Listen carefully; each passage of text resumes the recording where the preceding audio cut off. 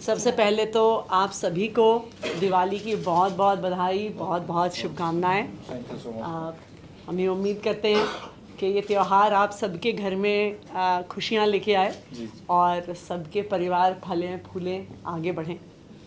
देखिए, 2 साल पहले जब हमारी एमसीडी में सरकार बनी थी तो हमने एक सपना देखा था।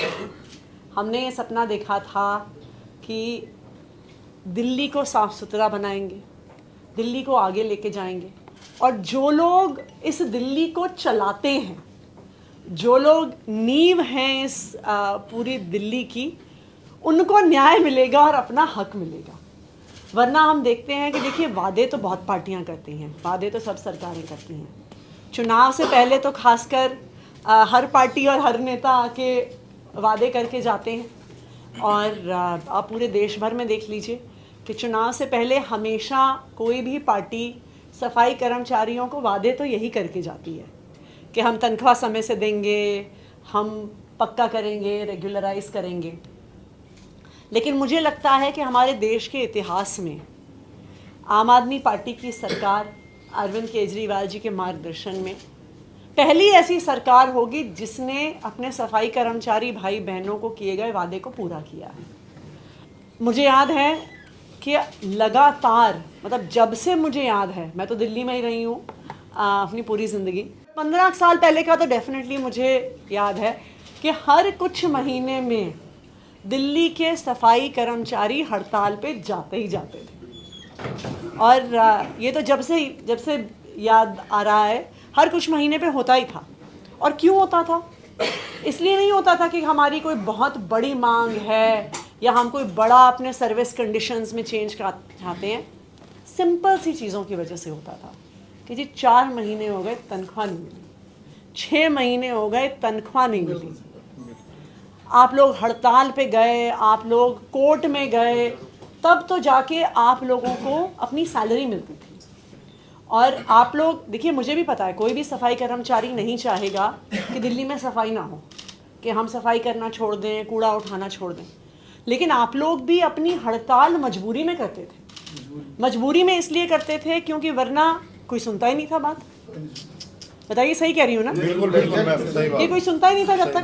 जब तक पब्लिक के घर के बाहर कूड़ा नहीं होता था, तब तक वो सफाई कर्मचारियों की समस्याओं पे ध्यान नहीं देना शुरू करते थे। और मुझे पता है कि कई बार तो हमने, दिल्ली सरकार ने पैसा दिया एमसीडी को, लोन पे पैसा दिया, तब जाके एमसीडी कई सालों तक तनख्वाह दे पाई सफाई कर्मचारी। आप लोगों का प्यार था, आप लोगों का आशीर्वाद था कि आम आदमी पार्टी की सरकार बनी एमसीडी में। और मैं ये मानती हूँ कि जब से हमारी सरकार बनी है, आप लोगों को रेगुलर तनख्वाह मिल रही है महीने के पहले हफ्ते में। और ये शायद एमसीडी के 15-20 साल के इतिहास में नहीं हुआ होगा जितनी कंसिस्टेंटली ये पिछले 1.5 साल से हमारी सरकार बनने के बाद हो रहा है। और ये सब कुछ अरविंद केजरीवाल जी की वजह से है। कभी दिल्ली सरकार से पैसा आने में एक दिन भी लेट हो जाए तो बिल्कुल वो हमसे रोज़ सवाल पूछते हैं कि अभी नहीं आया पैसा, अभी नहीं आया, सफाई कर्मचारियों की तनख्वाह जानी है। चाहे हमसे दिल्ली सरकार में, चाहे मेयर साहिबा से एमसीडी में, लगातार अरविंद केजरीवाल जी की पहली प्राथमिकता पर एमसीडी के सफाई कर्मचारी रहे हैं। और इसी वजह से हमेशा टाइम से तनख्वाह मिली है। और मैं मेयर साहिबा को भी बधाई देना चाहती हूँ कि उनके जो इस बार का उनका प्रयास रहा है कि दिवाली से पहले, त्यौहार से पहले सैलरी पहुँच जाना, महीना शुरू होने से भी पहले, वो बहुत काबिल तारीफ़ है। तो मेयर साहिबा को भी मैं बधाई देना चाहूँगी।